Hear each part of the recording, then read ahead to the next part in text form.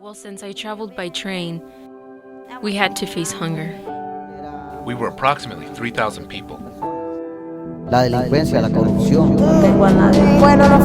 We traveled from border town to border town. We first started in Tijuana, then Mexicali, San Luis Rio, Colorado, and finally Nogales, Sonora, to give you a closer look on the humanitarian crisis taking place along the border. Someone looks for work? Yeah, Jenny, there were about 200 migrants inside the processing center, most of them laying down, covering themselves with thin foil blankets. This as the DHS secretary toured the facility on the heels of recent allegations claiming mistreatment towards minors in the permanent processing center.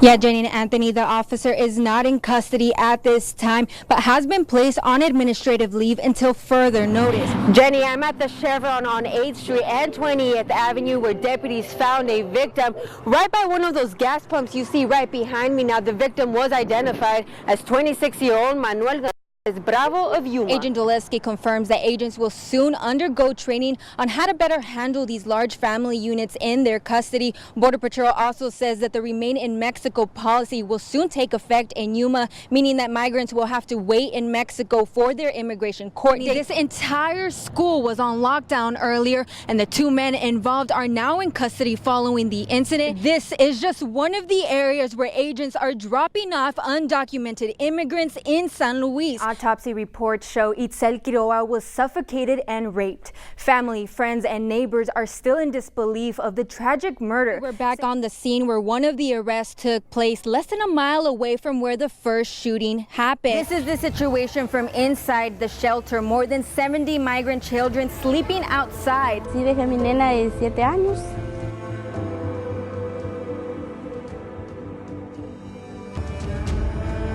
This is the situation we've been seeing along the southern border. Large groups of migrants crossing through this common area, the Morelos Dam, like the one we are seeing. Fitch says pimps use this tool to recruit their next victim, and it can be as easy as sending a 10-second video through Snapchat or by creating a secret Instagram account. Fire to tear down these trailer homes right behind me had a domino effect and also tear down Parra's home after 20 years of living in it. Authorities recommend for you to take several pictures of your car, that just in case you become a victim of vehicle theft, they will be able to help locate your car quicker. This is the mark that shows how high the water came through this area, the water that destroyed everything in Felix's house. And all you have to do is get a screwdriver, make sure you unscrew the sides of your extractor fan. Here you will be able to see all the lint that needs to be cleaned, and this will help prevent a fire from happening at your home.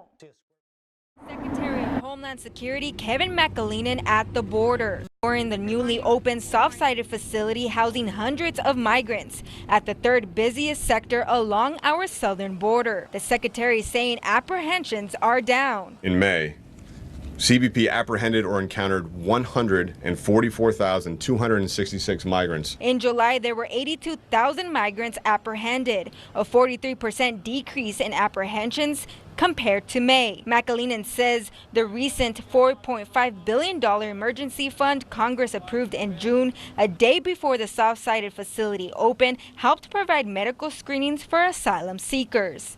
Due to the ability of the Department of Health and Human Services to procure additional bed space for unaccompanied children, we've been able to eliminate long waits in border stations and reduce the number of children in custody at the border. The facility has 4 pods holding these migrant families. Right now, the current number in custody is around 200, but agents say the holding capacity is 500. It was cold inside. Some of the migrants we saw were shivering. McAleenan touched on the temperatures inside. We have a policy that we have to monitor the temperature, really do hourly checks on the temperature to make sure it's in the appropriate range.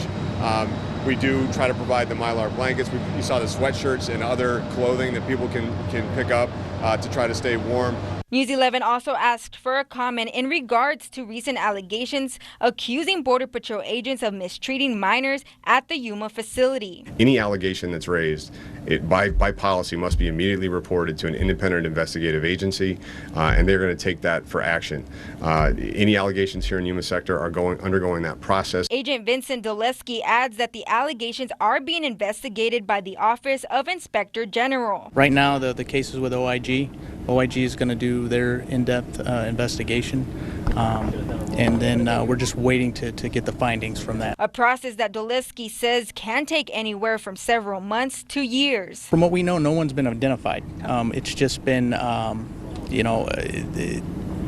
what they have done is they've given a description, and we're looking for people trying to fit that description. McAleenan confirmed that there is a 5-layer protocol approach that agents are taking to ensure the family's safety. To capture every encounter with a migrant who's in our custody, when they're fed, when they have access to a shower, when they have their medicine administered, to make sure that we're doing that very carefully. Ensuring that the migrants are treated well given the situation. McAleenan stressing that even though migrant apprehensions are down, DHS is still in crisis mode. Sounds of innocent voices. Migrant boys and girls forced to leave their childhood behind due to deadly situations in their home countries. The trek north has left a lasting impact on these children, like Shayla Castillo, who only had 24 hours to leave Guatemala. If my mom didn't pay them the money, they will have killed me and my mother. They had a knife to my throat. A moment Shayla says robbed her of her innocence and her childhood, one she remembers vividly. I was scared, I was shaking, I didn't want to lose my mommy. Each minor brings heart-wrenching memories of the place they once called home, a conversation kids say they have with others every day. I always see people crying. I always hear the parents say that they don't want to go back because we will be in danger, and that if we go back, the gangs will kill their kids. Others share similar stories. The gangs were looking for my mom. They were going to kidnap her to kill her. Kira's mother owned a clothing store in Guatemala. She says gangs would force her to pay a fee to keep the store open or face the consequences. They were able to strike her with a knife on her leg. Kira's dream, if granted asylum into the U.S., is to protect the community by becoming a police officer. However, after leaving loved ones, she will never forget her hero. I love my dad and I miss him so much. We talk a lot on the phone, but it makes me cry because I don't know when I will see him. Her message to the kids coming from Latin American countries is to stay strong and be careful on the road to get here. There are bad people, but also good ones.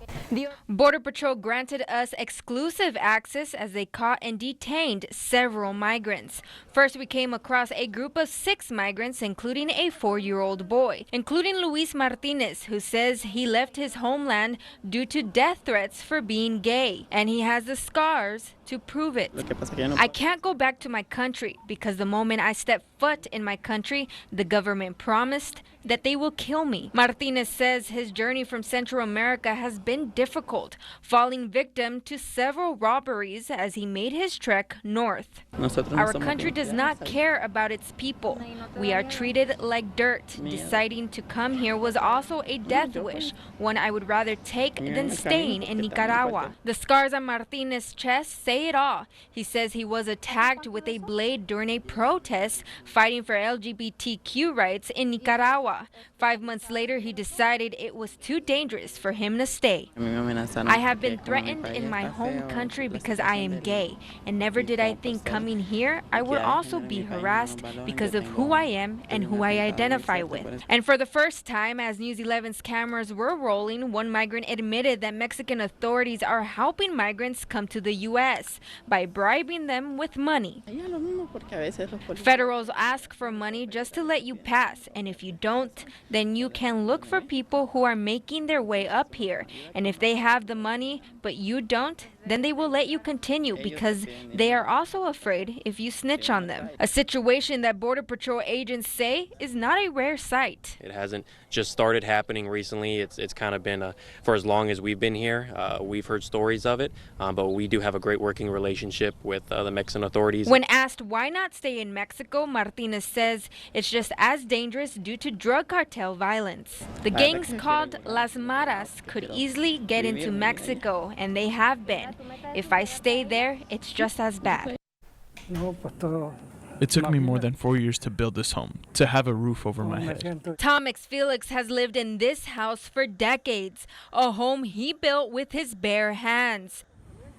Saturday morning, out of nowhere, Mother Nature struck. Felix's worst fear happening, every memory literally being washed away in just the blink of an eye. The canal was overflowing, you know what I mean? And they never ride this canal. They only clean it. The last time they cleaned it was 2 weeks ago. They come with the metal thing and hit it. And if you could see, when you see, the canal's all broken already. Perez says moments later, the water from the canal so powerful, it swept away everything in its path, going straight to the homes in this area. Both Felix and his wife had to immediately evacuate their home due to danger of electrical cords in the water. To see my father-in-law's life just flash before his eyes, you know what I mean? His grandfather received heart surgery less than a month ago. The place he once called home took Felix almost a lifetime to build from bottom up, adding he's still in shock seeing the damage the water left behind. This is the mark that shows how high the water came through this area, the water that destroyed everything in Felix's house,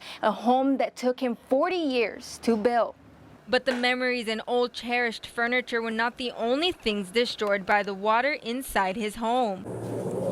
I even lost most of my chickens. They all drowned in the water. I couldn't save any of them. And as he walks through what's left of his home now, Felix says there's nothing else to do but to move forward and eventually rebuild. I didn't have the strength to do anything. I had to leave outside. You can see where the water was.